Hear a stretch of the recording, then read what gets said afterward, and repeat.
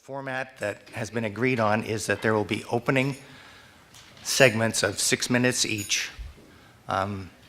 6 minutes to start, 3-minute rebuttal, 20 minutes questions and answers, and then a 3-minute summary. No excuse. Okay. Speaking in support of Measure 20-287, which amends the city charter to establish a council-appointed performance auditor and audit review board, is Joshua Skov. Joshua is a local activist and volunteer. He has served on boards and commissions advising the City of Eugene, Eugene Water and Electric Board, and Lane Transit District, and he was a founding member and chair of the City Sustainability Commission. He currently serves as a city member of the City of Eugene Budget Committee. Speaking in support of Measure 20-283, which amends the city charter to establish an office of an elected independent city auditor, is Bonny McCornack. Bonny previously served as a Eugene City Councilor from 2000 to 2009 and spent years as a city volunteer and neighborhood association leader. She is a retired registered nurse, a mom of 2 grown children, and has 2 ridiculously adorable grandchildren. During her tenure as a city councilor, Bonny served on many Eugene and multi-jurisdictional boards and committees. There are actually too many to list, so I'm going to spare you that. She is one of the chief petitioners for the successful Citizens Initiative, which put Ballot Measure 20-283 on the May ballot. All right. Can you hear me okay? All right. Excellent. Thank you.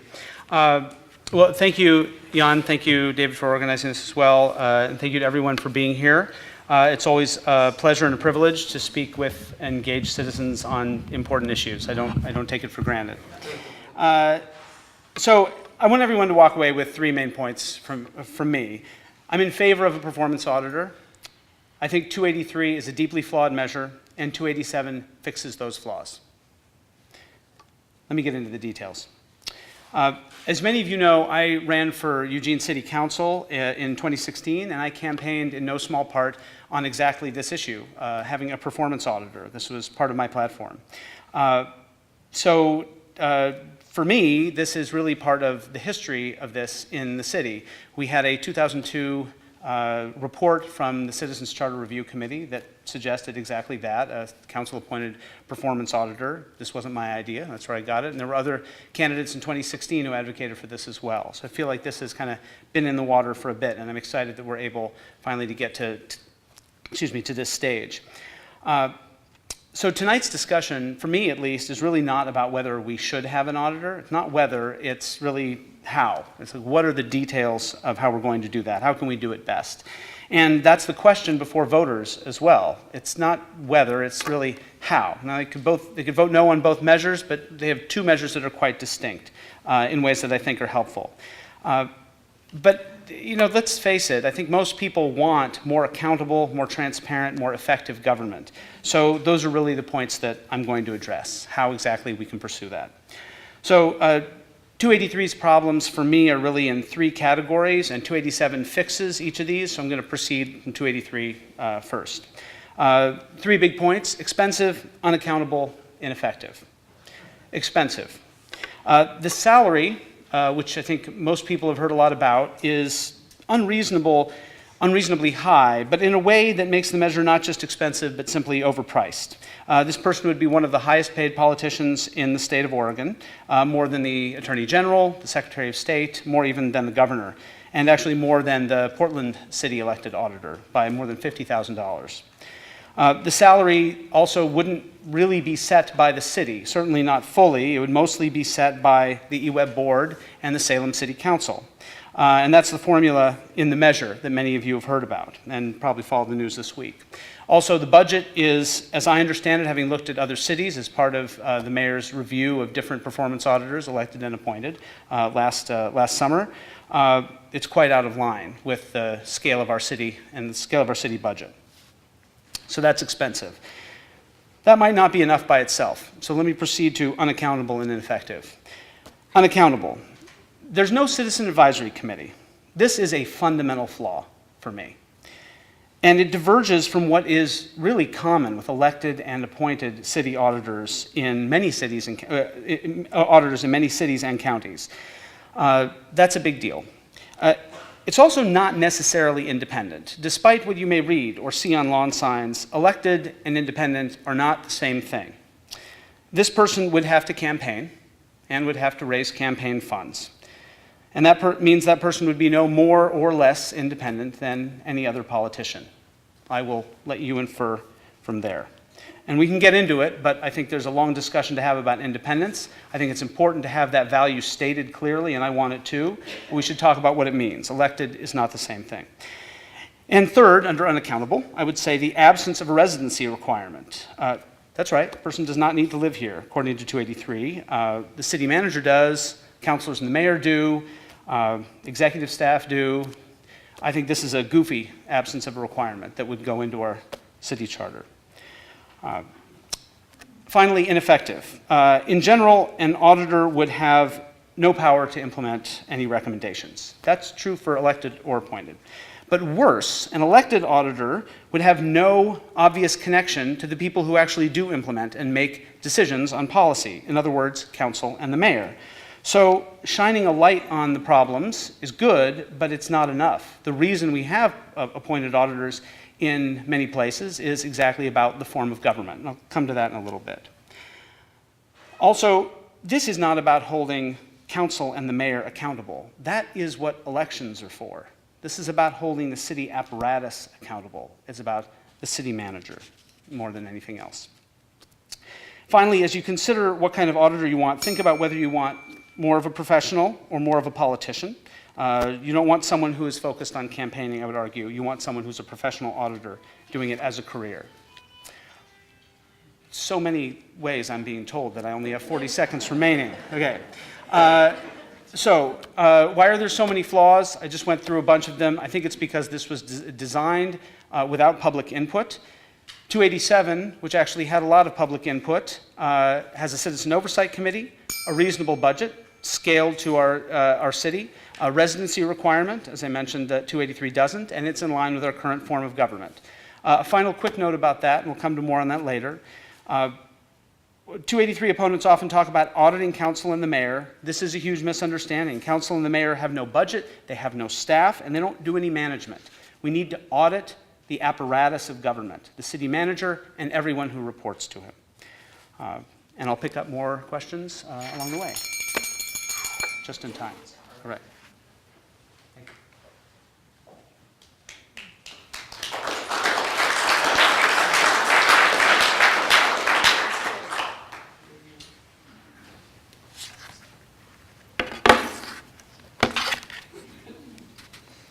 Good evening, and thank you all for coming.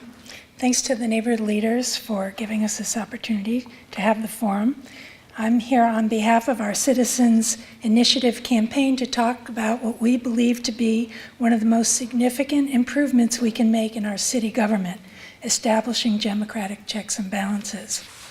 Ballot Measure 2283 asks you, shall the city charter be amended to establish an office of an elected city auditor to independently audit city operations and activities? If you want to save money, improve city services, and have open and accountable city government, then do our democracy a favor and your pocketbook a favor and vote yes. This measure authorizes the elected auditor to conduct or cause to be conducted financial, compliance, performance, special studies, or any other type of audit on all aspects of city government operations and expenditures. In order to be effective and worthwhile in pursuing that objective, the auditor must be unconditionally independent of city officials' control and political interference. In order to be truly independent, the auditor needs to be elected and accountable to the public, as well as having their authority and responsibility to function independently, specifically laid out in the charter amendment, which it is. So the charter provides a minimum salary for the elected auditor and a budget for the office that are based on an objective metric. The elected auditor's salary is included in the office budget, and the size of the office is based on national benchmarks. Budgeting beyond the minimum is at the council's discretion.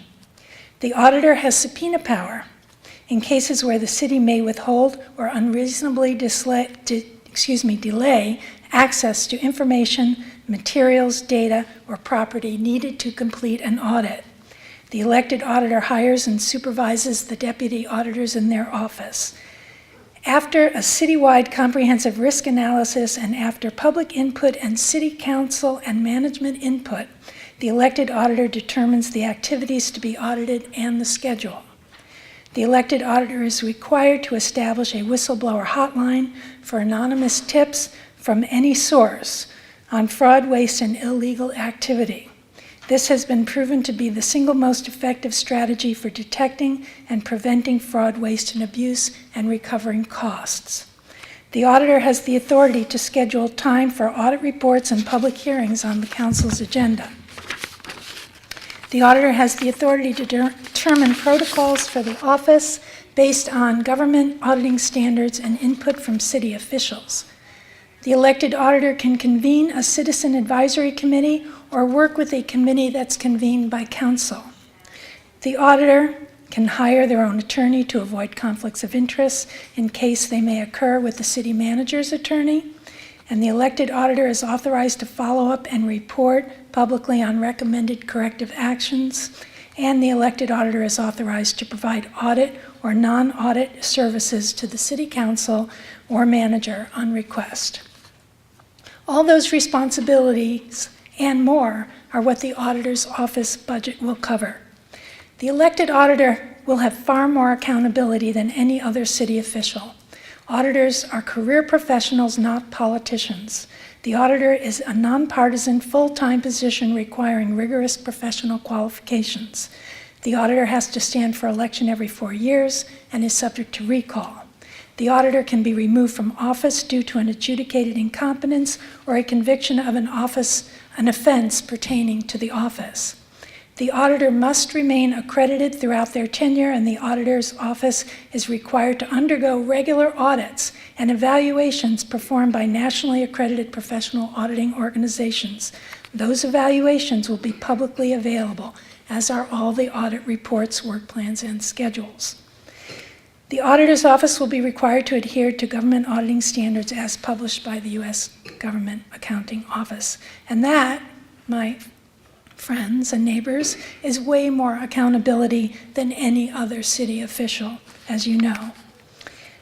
We realize that we will continue to be asked to support money measures to fund essential city services. And it makes perfect sense that we would want and deserve assurance that those resources are utilized judiciously and as promised. And we need an independent elected auditor to accomplish that. Auditing is a cornerstone of good government. By providing unbiased, objective assessments of whether public resources are managed responsibly, and effectively to achieve intended results, independent auditors help governments improve operations, save money, achieve accountability and integrity, and restore trust among citizens and stakeholders. Please vote yes on Ballot Measure 2283 for an independent elected city auditor. You deserve nothing less. Thank you very much for your time, and I look forward to questions.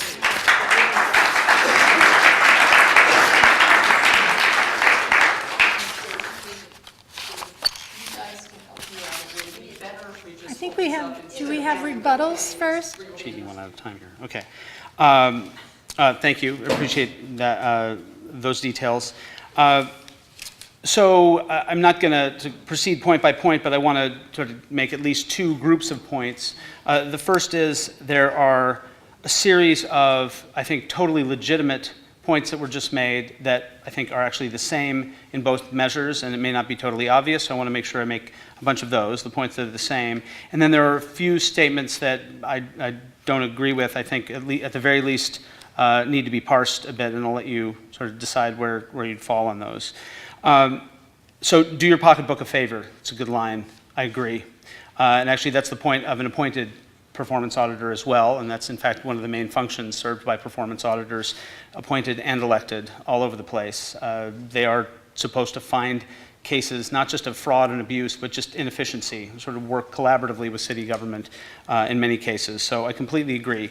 That is not, however, a distinguishing feature between either of the measures. This is why I think you should vote for 287, is that it's a more effective way to get exactly that. I think if you have city council buy-in for the priorities of a much more accountable auditor under 287, you'll actually get more implementation by council on exactly those measures that will save money.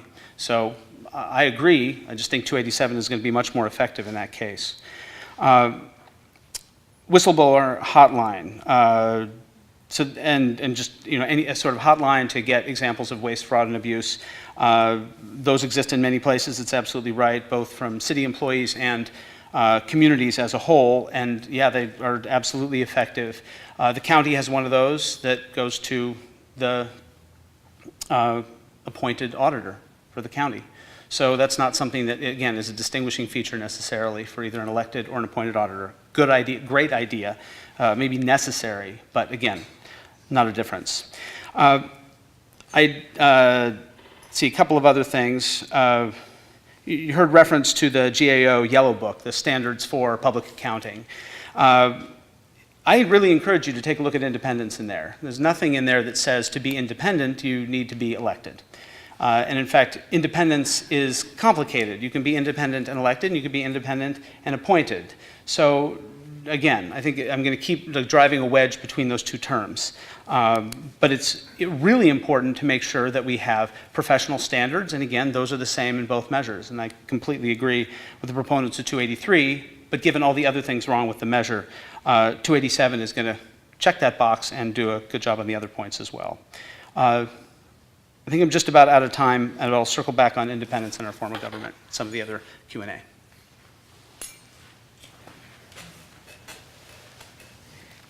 We have a comparison piece over there between the council-appointed auditor or the independent elected auditor. Even Judge Rasmussen at the appeal made the city strike independent from their caption in question, which is going to appear on the ballot because it's not independent. A council-appointed auditor is the epitome of a political appointee. That auditor does not do what the auditor determines is in the best interest of the public. That auditor will do exactly as the council tells them to do. And so most of the verbiage in the text of the council-appointed measure is conditional on council approval. So that said, I probably won't have enough time to address the money issues completely, but I do want to say that political interference with auditors is definitely a thing. And Richard Chambers, who is president and CEO of Institute of Internal Auditors in 2011 said, and I quote, "The professionals who audit federal, state, and local governments or other public entities must cope daily with career-threatening political risks." That's one of the main dangers of the appointment. That's also why, in order to insulate the auditor's office from political interference, we created the salary and the budget that was tied to an objective metric. And I won't go into defining that objective metric, but I will say, you know, there is a downside with the formula, and that is that the auditor's salary can increase or decrease with turnover in the three positions that it's based on. The upside is we get an auditor with unconditional independence to produce unbiased audits. Averaging the salary over the three positions buffers the impact when there's turnover in one of those positions. So they bring up the fact that the eWeb manager just got a raise, so theoretically if we had an elected auditor in this formula, the cost for the auditor's salary would go up. But when City Manager John Reese retires, it's going to go down. And like I said, that is the trade-off that we have in order to have an objective metric that cannot be interfered with. City officials cannot use the budget or the salary to politically pressure the auditor. In terms of the residency requirement, the police auditor has no residency requirement. That's a council appointee. The municipal court judge has no residency requirement. There are judges in Oregon, like the Ashland judge, the Multnomah County judges, no residency requirement. And 99.999% of city employees have no residency requirement. You know, there could be a benefit to having the auditor live in Cresswell or Springfield or Cottage Grove so that their children are not going to school with the department heads who they are responsible for auditing. Thank you very much.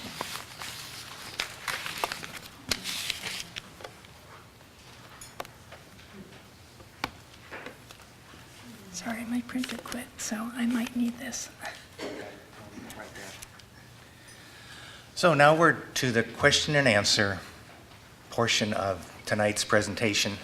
So the first question, Josh will answer first, and then Bonnie, and then we'll switch.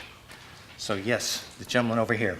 So, in the case of an elected auditor, would there be multiple candidates running for that post? Like regular political. Like regular political position. And then, So then how would their campaigns be financed? campaigns be financed?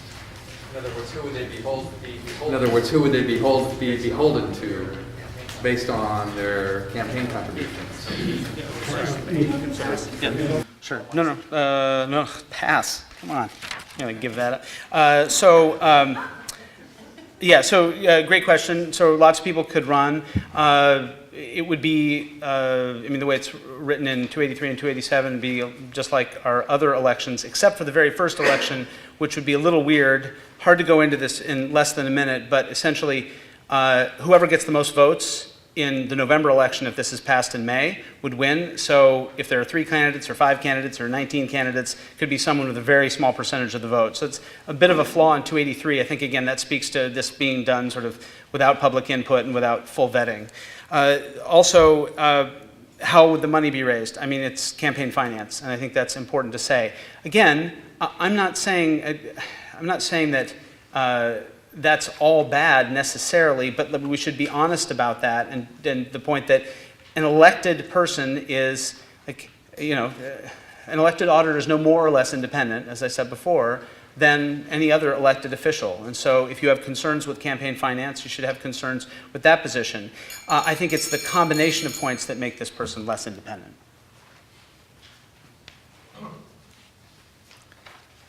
Well, it's true that the campaigns will be financed the same way any other elected officials is financed, and that's all open and transparent and available on Orstar. Right now, there's a competitive race for Multnomah County elected auditor, and there's 3 really qualified candidates in that race. Now, it is true that the first, because of timing issues, partially due to the city dragging their feet on setting a date for us to get into court on the appeal of their ballot title for 283. We had to bump the first election to November. We thought we were going to be having this election in November, and therefore the auditor would be running in this primary. But because that timeline got dragged out, we ended up having to have the first auditor election will be in November, and it'll be there'll be no runoff. It'll be very much like a school district election where you have candidates. And If you would please proceed right to your question. All auditors would work evaluated regularly by professional audit organizations. Do you outline who those organizations are and where they're coming from, please? well, there's a number of those organizations. One of them is the National Association of Local Government Auditors, and pretty much everybody uses their recommendations as a prototype, and they have an arm of their organization that does reviews of audit offices. Those are all public, whereas an appointed auditor, just like the police auditor and the city manager, political appointees of the city council, their evaluations are done in executive session, and we do not get to witness those. There's other organizations as well. There's the organization that I quoted, International Association of Internal Auditors. So there's a number of those nationally accredited auditing organizations that provide those. They call them peer reviews.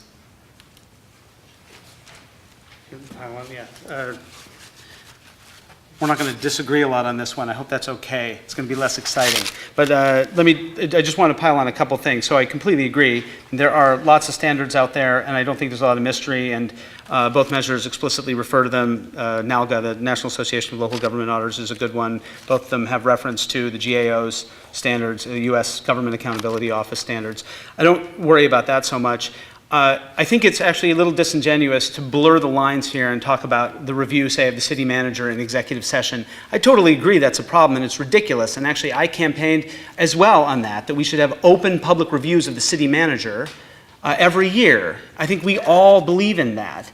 And it's absurd that we don't have that. But if you don't like that, then elect a different city council, or go and talk to your councils right now, or run for council yourself, because that's where that decision is made. That wouldn't change as a result of an elected or appointed auditor. So those are completely separate issues. I agree, but it has nothing to do with the difference between 283 and 287.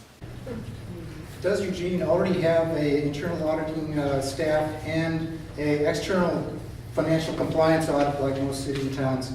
And if so, then what are the deficiencies that this is going to fix? And if so, are we going to save some money by not needing so much of those people's staff and costs?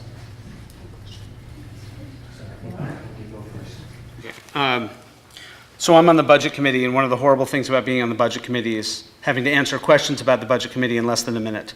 That's hard. I think the quick version, and feel free to pile on, but I think the quick version is that we have a bunch of budget staff who I think are very competent, who are dedicated entirely to churning out the city's budget every year. That is not the same as putting parts of the city apparatus under the microscope and looking closely at them. It's definitely not the same as being extra transparent about things that the public would like to see. So coming this spring, as a result of my efforts on the budget committee last year, there will be a new budget transparency tool that will be available to the public. This is supposed to come out in a month. Because I feel like we don't get enough as regular residents, regular citizens, about the budget. But I don't think either one of these measures substitutes for that. It's an independent function, and that's why it exists in a lot of places.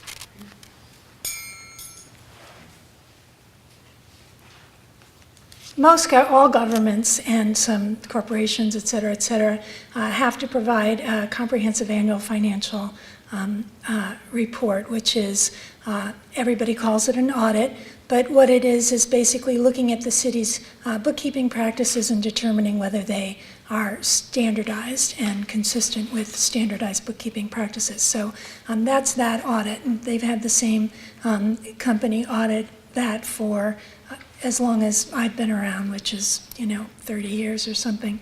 But the manager can also contract for audits, and he did when I was on the police commission. But those audits were designed by the manager, and so whoever was providing that audit was getting paid by the manager, and so that really does have an impact on the objectivity of the outcomes of those audits. And I know that there was a lot of frustration on the police commission because audits had identified problems. We've heard the expression properly trained auditor. Please say something. Are there 10 colleges? Are there 100 colleges that train auditors? Do they have a 4-year program? Do they do an internship? If they were running to be auditor in Eugene, would they have previously been auditor in another city? It's like, this is a blank slate. Please fill it in. So the minimum qualifications to file as a candidate for the office are certified public accountant, or a certified internal auditor, or a certified internal government auditor with 5 years auditing analytical experience. That's a high bar when we looked into it, because in order to get your CPA or your CIA or the other accreditation, you already have to have put in many years of auditing. I think generally they have the same or close. Their language is a little squishier and allows for the council to make certain, adjustments if they so choose. Whereas we have a bar and they have to reach that threshold. And then they have to maintain that accreditation. And that's the other thing about accountability. The auditor's not just accountable in all the ways we said, they're accountable in order to maintain their credentialing. I'll just pile on. I think that's helpful, and I actually really appreciate the question. I think actually a quick anecdote is helpful. The county's auditor, Shanda Levan, was a grad student in... now Miller, sorry, that's her maiden name. I've known her since she was a student. Yeah, Shanda Miller was a grad student in 3PM more than a decade ago, the Planning, Public Policy and Management Department at U of O. And then she went off and worked in the state auditing function for in the Secretary of State office. And so what's helpful about that is that there are places you go and work your way up and get experience doing these things, and that sort of puts you in a position to do that.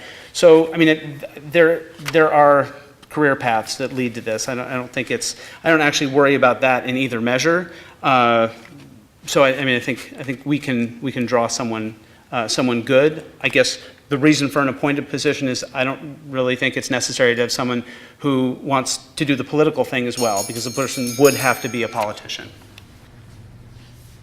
Right here. Finally, all right.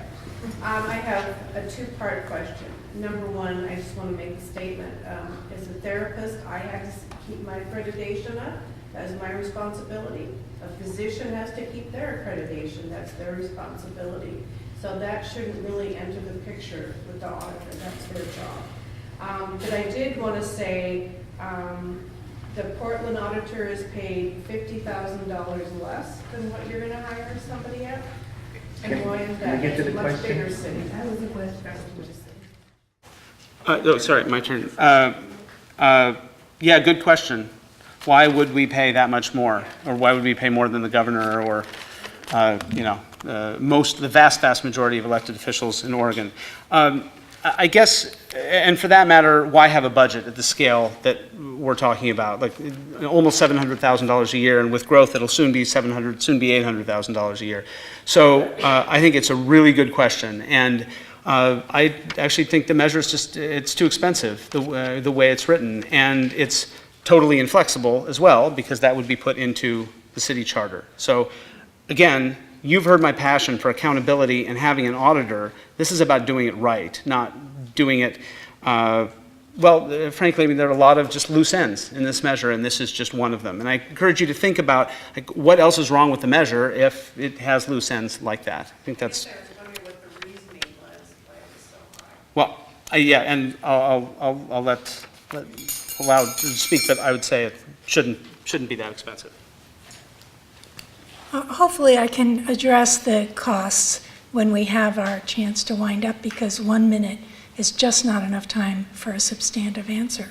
But in terms of the Portland auditor, I'm not sure exactly what the Portland auditor makes, but it's a $41 million budget for their office.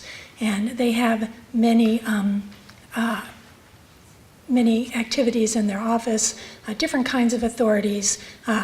We didn't want to mess with the structure of Eugene city government, so the auditor is not controlled by the city manager and the city council, and the city manager maintains all management and administrative authority, and the council maintains all policy making and legislative authority, so there's a firewall between them. But I feel like the opposing the 2087 campaign is really about opposing the 283 campaign, and I'm out of time. Okay, that gentleman in the back, the yellow jacket. Either of you have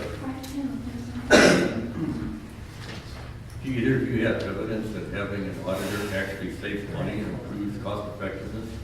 I worked at EWEB and during periods we had both an auditor and without, and actually it seemed like we were saving more costs without the auditor than during the period when we had one. Well, it sounds like you're saying that you don't think auditors can save money, but the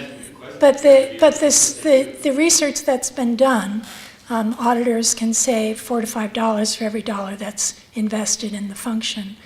They recover it. They help provide services more efficiently.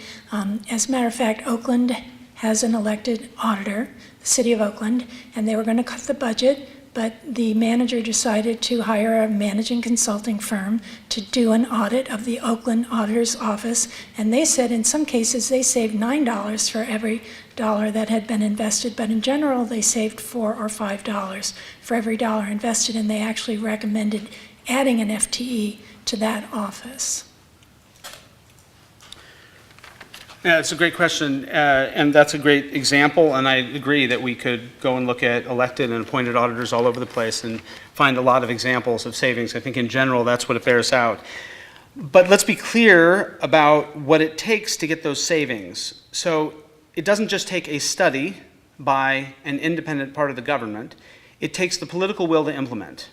And I think in this town, it's going to be a lot more likely to get to the point of implementation if you actually have City Council saying, go look at that part of the government, go look at that department, go look at that program, go look at our pursuit of that policy. That's how we're going to get progress. Right now, City Council passes policy and then with no budget, no staff, no administrative power is kind of stuck, and it's up to city government to do what it's going to do. But if you can put it under the microscope at the behest of City Council, that's when I think you will get exactly what was just mentioned, these savings, and not just savings, but more effective pursuit of policy. Gentleman over here. What authority does the auditor have to make sure that the recommendations are followed, if any?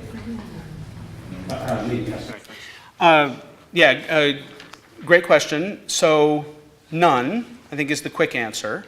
But then that's, I think, not a flaw in 287 or in 283. I think that is the nature of the position. It's an independent view.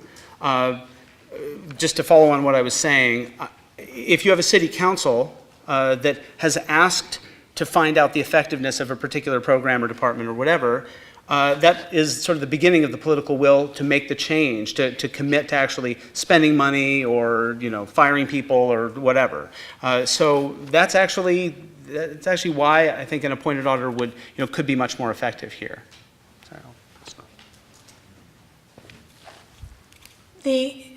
In the Ballot Measure 20283, the auditor is authorized to follow up on corrective actions and recommendations that have been made. So when you look at the auditing profession, what happens is the auditor will do the audit, works with the department heads in order to complete the audit, and then allows the department head to review it, and they have a discussion. In most cases, in most cities, counties, states where they have auditors, usually by the time that audit hits the public, those department heads have already instituted a good amount of those recommendations because they don't want the bad PR. And it's not an adversarial relationship that gets set up there. And so they track, ALGA, the Association of Local Government Auditors, tracks the compliance of different communities, and there's generally between an 80 and 90% compliance with corrective actions when they're authorized to follow up. The lady in the back there. Can you explain how to, when it comes to the salary, justify a nationwide comparison versus a regional comparison? I can, but not in a minute. When, as local professionals, we are compared within a region, not within a nation? Well, let's see. The auditor has to work within the city and within that that climate. And so the auditor's salary is based on city department heads. And so it's slightly more than city department heads. It's less than the city attorney who makes $176,883 a year. If you look at salary ranges for auditors nationally, which will be a recruitment pool, those range from $60,000 a year in Arkansas to $212,000 a year in Texas, and that was in 2015. So when Gary Blackmer retired from state auditor, he was making $150,000. The fact that they say that it's the highest paid elected official in Oregon is not consistent with the evidence. Yeah, I'll just do this one quickly because I think we're close to closing statements. I didn't say it was the highest paid elected official. I said one of the highest paid elected officials in the state. I think it's a really good question. The performance auditor for the county, appointed position, I think the salary is around $90,000, $85,000, $90,000. So, yeah, why? It's not at all clear. I want to sort of connect this back, though, to the structure of government, because you heard before that this doesn't mess with our structure of government. I'll say more in my closing comments, but I actually don't think that's true at all. I think in a weird way it creates a totally separate, unaccountable new branch of government. It's a sort of a weird thing to say in a civic sense, but it is so separate and so disconnected from the way that things would actually get implemented that, yeah, it is sort of a bootleg version of a new form of government. I think it's sloppy in that regard. So I think we have time for one more question. Okay, I just wanted to ask about the review board, and I don't know who you think they would be. It seems like they would be appointed by the mayor or the city council or even maybe the manager. Are you thinking it's anything structured like the working group that Lucy started that looked at this whole event? Because that certainly wasn't unbiased or independent at all. I completely disagree, but I'm happy to take the question. Yeah, so I would. It's a good question. Who would a citizens advisory body be, and what would it consist of? So I'm going to take an extra 10 or 15 seconds here because Bonnie's bio at the beginning was like 3 times as long as mine. So I'll actually tack on examples of advisory bodies that I've been on. So in my work at on the Strategic Planning Committee for Lane Transit District, on the Integrated Electric Resource Plan, Citizens Advisory Committee for EWEB, on similar bodies for Metropolitan Wastewater Management Commission, also now on the Budget Committee and previously on the Sustainability Commission, the point of those things is to do exactly what we want an auditor to do, but like at a baby version and a decentralized version and involving regular people. And that is to put the work of staff under scrutiny. So government isn't just this independent thing that gets to go off and spend all of our tax dollars however it wants. The point is to take a look at the plans that we make, to take a look at the goals we set and see if we're actually moving toward them. So regular people should be able to serve on those bodies, right? I'm a regular person, and I get to be on the Budget Committee for a couple of years. And that is a really valuable part of the democratic process. If you believe in neighborhood associations, you should believe in citizens advisory bodies as well. So I think this is a crazy thing to leave out of the measure, to write into the charter that the auditor would not have to consult with people the way the vast majority of such auditors do, and the way the county auditor does as well. That's not written into the charter. The charter has no prohibition on that. Council can appoint a citizen advisory committee at any point in time. They have almost a dozen of them. They didn't need to go to the ballot in order to do that.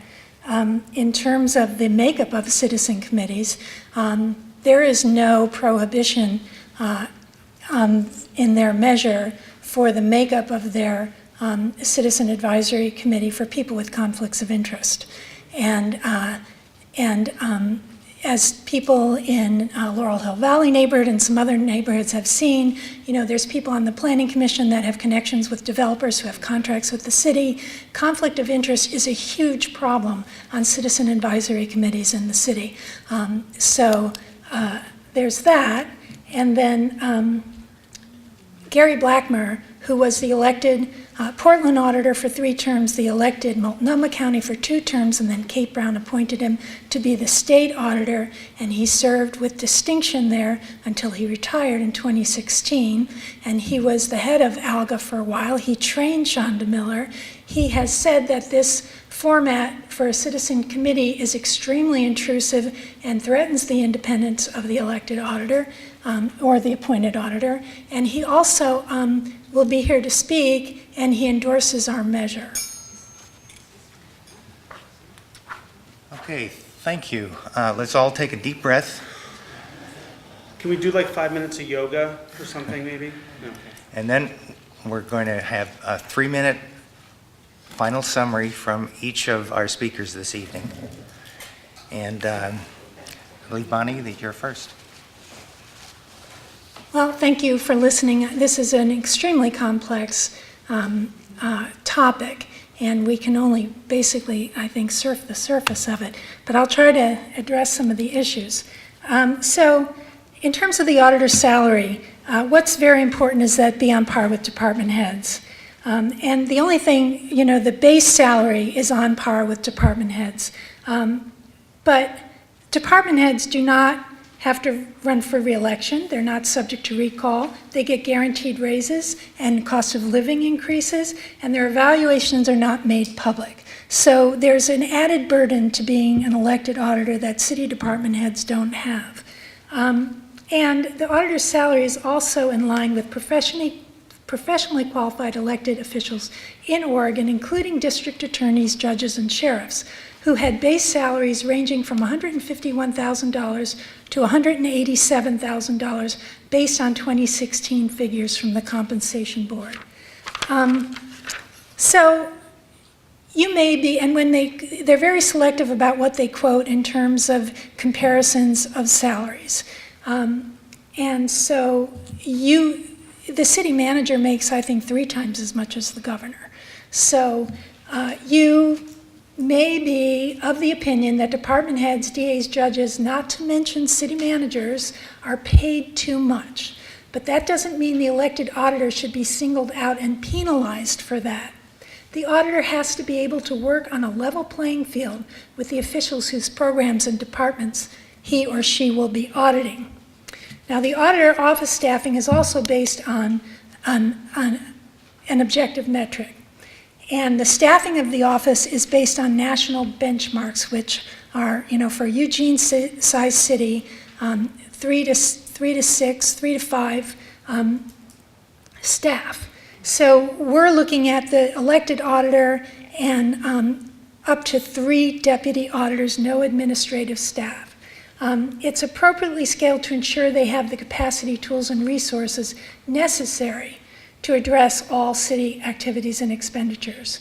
In contrast to the city's referred measure, 287, for a council-appointed auditor, it's priced at $250,000. That's strictly for optics, so people will look at ours and look at theirs and go, oh, theirs is less expensive.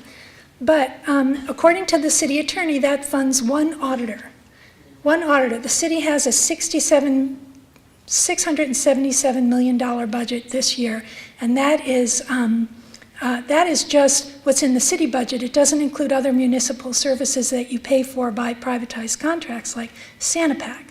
So if you think one auditor is going to be worth the value. Yeah, you can finish your sentence. Go ahead. It's not, because especially since it's a city council appointed auditor, it's basically the city auditing itself. Thank you.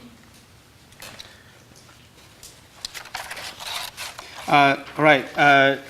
Thank you. I agree. The 1-minute answers are torture. And we've done the best we could. done. That's the 3-minute wind-up that we're doing. Yes.